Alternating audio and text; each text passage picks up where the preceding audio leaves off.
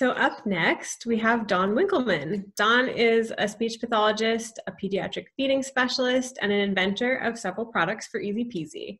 She has 25 years of experience in feeding and swallowing, and she lectures at conferences for parents and professionals across the country.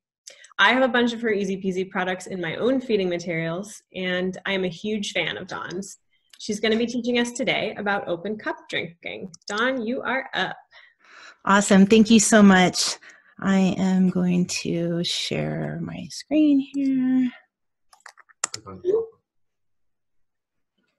back on Zoom.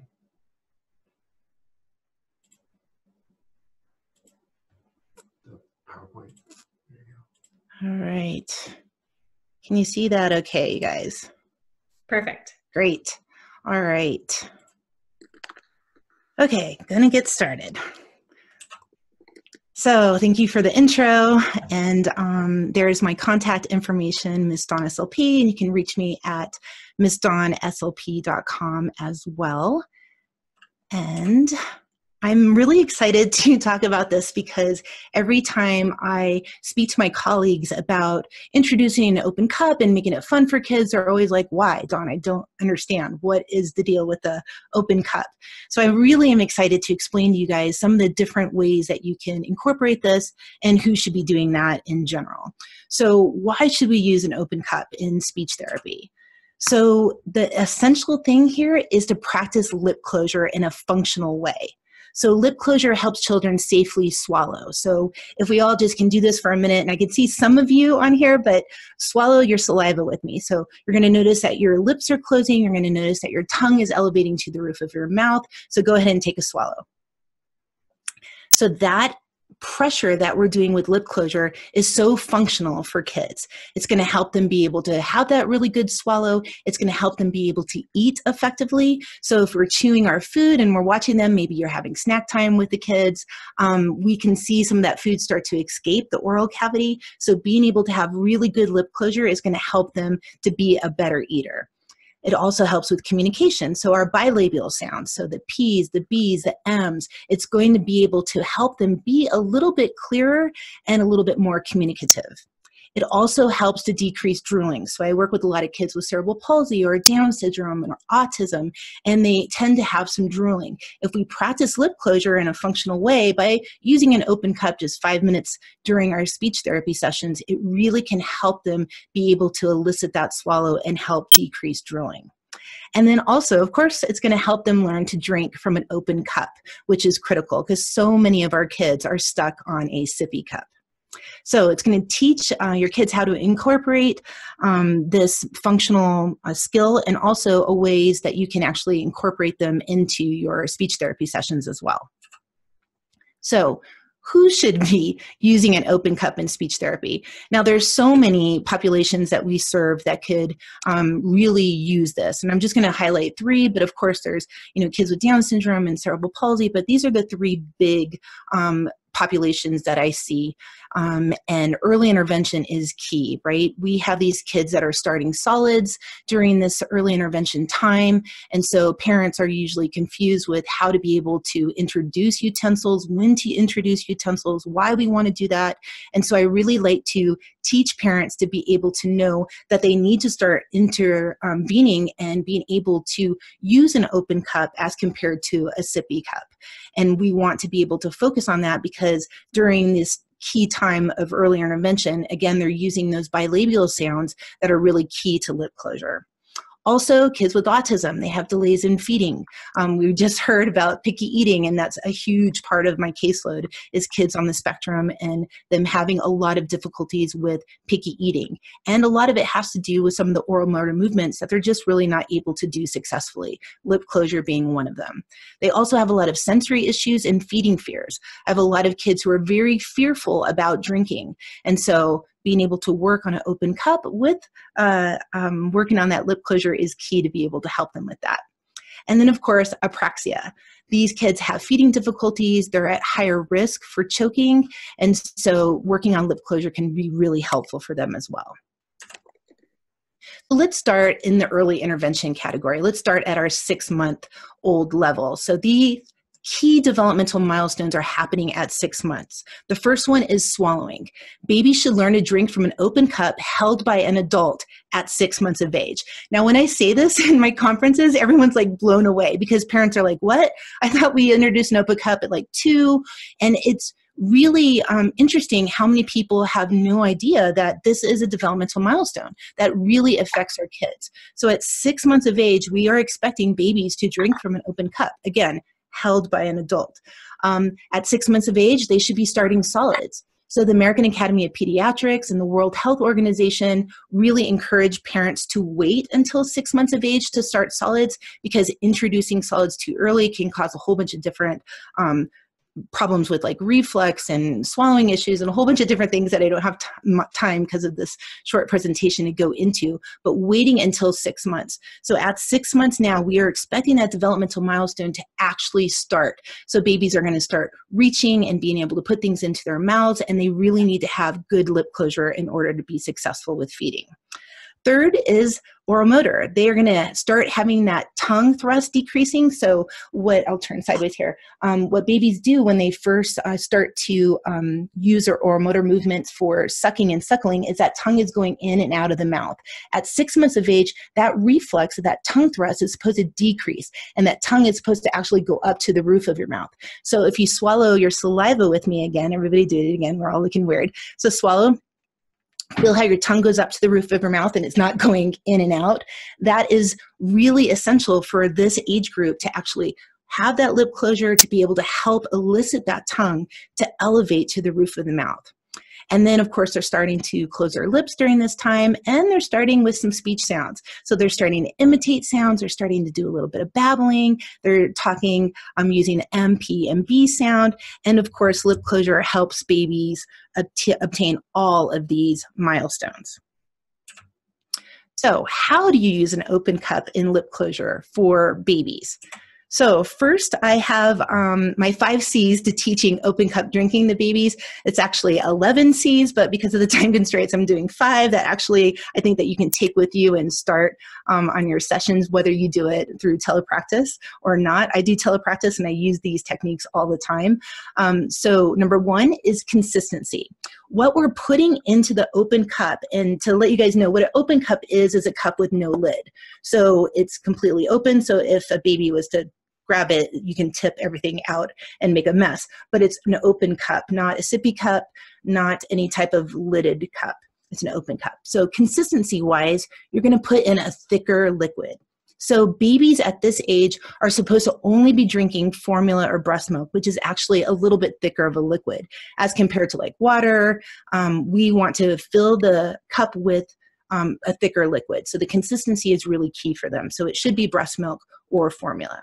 The second C is control. In the beginning, the adult has full control, of course, to avoid spills. So to use my little baby here as an example. So here's baby. I am the adult. I have full control of the cup. So I am offering this to baby. And the key here is to offer it close to baby's mouth, but don't put it in baby's mouth. Baby needs to actually lean forward and come to the cup, and you start to offer the liquid. And we're doing small sips. This is the Tiny Cup by Easy Peasy. I actually designed this cup, and it is 100% food grade silicone. So it's nice to be able to squeeze it too for baby. So if you're using like a thicker liquid for consistency like purees, you can actually squeeze that too. So we're going to bring that cup to baby and have baby kind of come forward. And again, through telepractice, I'm showing this just like this to the parents, and the parents are doing it online. So you can try this with your kiddos. So we have control of the cup while we're doing this with baby, but you'll find very soon baby's going to take their hand. Let's see if I can grab baby and start to want to do that as well. And so I don't take baby's hand away. We want baby to actually start to motor plan this. So we want baby to actually hold onto the cup. You still have full control, but hold onto the cup and be able to start to motor plan those hand to mouth movements. So that is control. Third is capacity. Now, this is a 2-ounce cup. I'm only filling it up with a 1/2 ounce of breast milk or formula, again, to help avoid spills. So, and also to be able to really see how the liquid's going to come out, give baby some practice. Fourthly is competence. Now you're going to see when you're doing this with your clients that their tongue is actually going to go inside of the cup, it may go underneath the cup. They're really not coordinated yet to really know. They're not competent with their oral musculature yet. So the tongue, the lip, the jaw, they're going to be all over the place trying to put the whole cup into their mouth. So just know that competency will come with practice. And if the tongue goes inside of the mouth, what I want to do, so let's say I'm putting it in the mouth, I'm baby, I'm in the mouth, they're going to press just slightly or squeeze to make that the edge go down a little bit, and it will actually encourage me to put my lips around the cup and for my tongue to go back in the mouth. So it's nice to be able to have that flexibility of the cup to encourage where the tongue is actually supposed to go. So that's competence. Fifth is communication. We're going to practice for 5 minutes during our therapy sessions, and then we can work on speech sounds after that. So if we're working on lip closure, right, we're closing the lip, baby's closing the lip around every single time, getting that nice movement, kind of getting like a nice squat in and getting that exercise. So then when we're doing speech for the M, P, and B sound, they've already got all their squats in. They've already got the blood moving and going, and I find it to be very successful to transition from open cup drinking to speech. And then also here in communication as well is communicating to the parents what we're doing. All of this information is new to parents. They don't understand the differences between consistency or letting baby have control or any of these really important milestones. They think that babies should start drinking from a cup, you know, when they're in 2 or maybe in preschool. So it's really important for them to kind of know this information, and for us as speechies to be able to understand what we're doing, why we're doing it. And even if you don't do feeding at all, you can incorporate some of these techniques into your speech therapy session. So now let's move on to like the 12 to 24 month range. So from a developmental milestone standpoint, they should be starting to swallow at 12 months of age from an open cup independently with minimal spillage. So that goes from 6 months of age to be able to be drinking from an open cup held by an adult to now they independently have to hold that cup. But of course, we're going to have a little bit of spills. At 24 months, there should be drinking from an open cup with no spillage. And I've got 5-year-olds on my caseload that still spill because they didn't have the opportunity at 6 months of age to do this type of practice that's so important to help them make their milestones. From a feeding standpoint, these kiddos are trying more tastes and textures. They're eating more multiple textures. So think of like a sandwich. Now they've got several textures in a row that they're trying to bite through. So from a feeding standpoint, they really need to be able to have really good lip closure to be successful. From an oral motor standpoint, the tongue thrust should be gone, and they should be able to coordinate their oral structures pretty good, especially now that they're having these mixed textures like lasagna and spaghetti and different foods. They need to have the oral motor skills to be able to do that. And lip closure is one of the first ones to be able to make successful so that they can be able to have these multiple textures and be successful with them.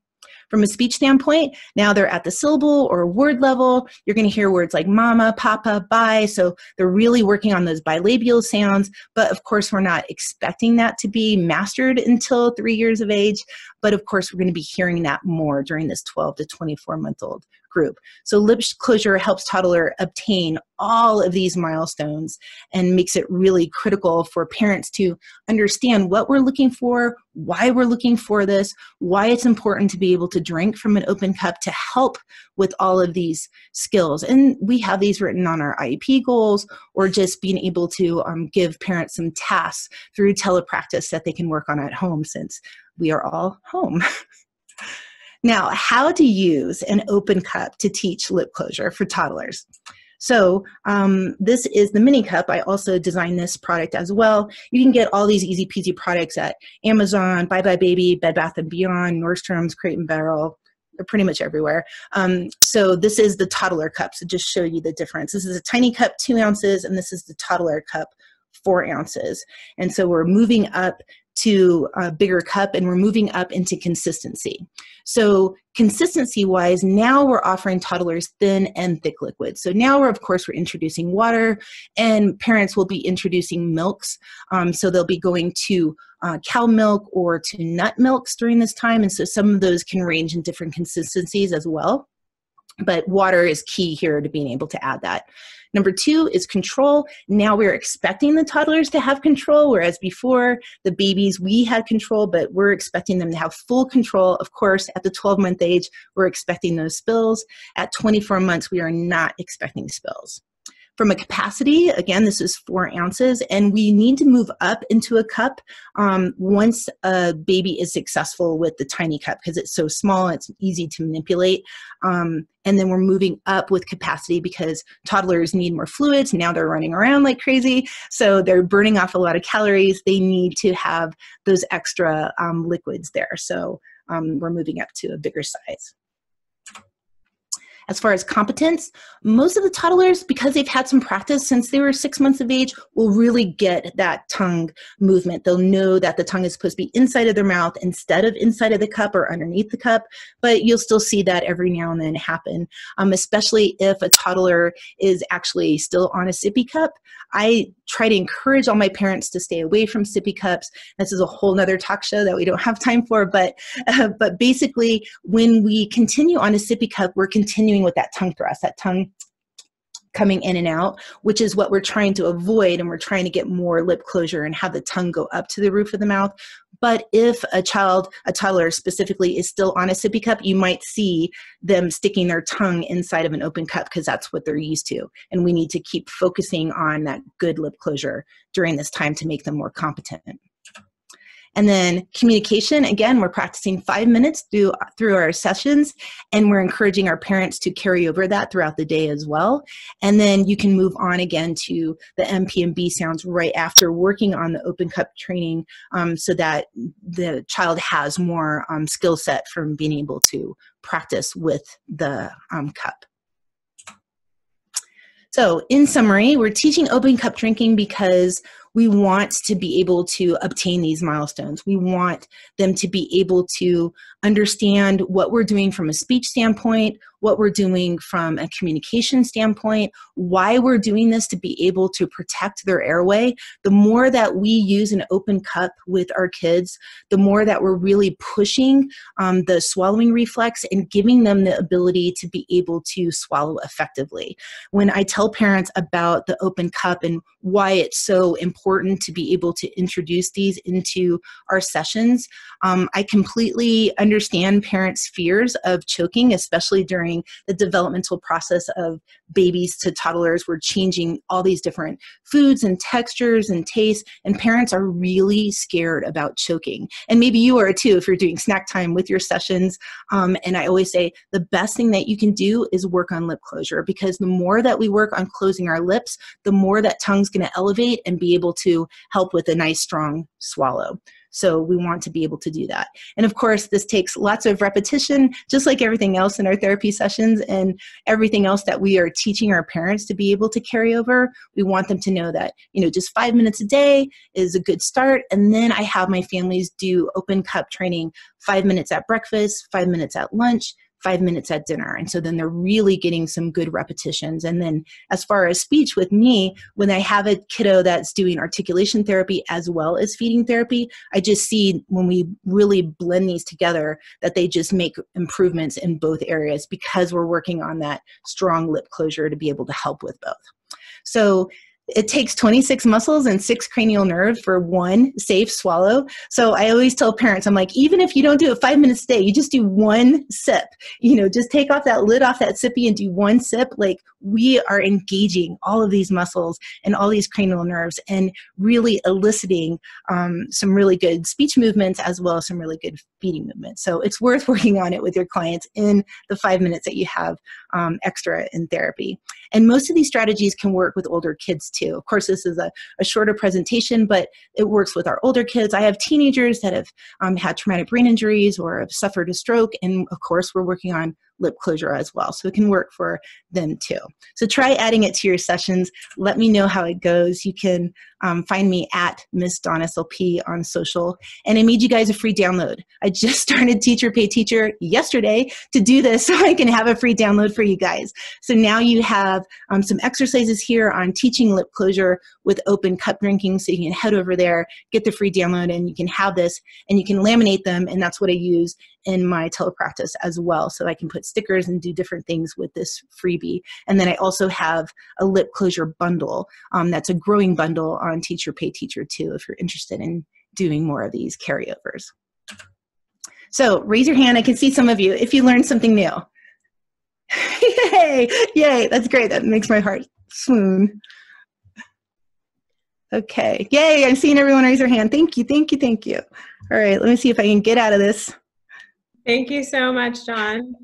You're welcome. And thanks for that freebie too. Just really quickly, someone was asking about sharing the link to the Easy Peasy Toddler Cup. Oh yeah.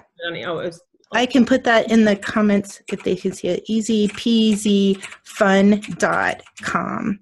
And then you can use the code ALLIE10 for 10% off if you want to.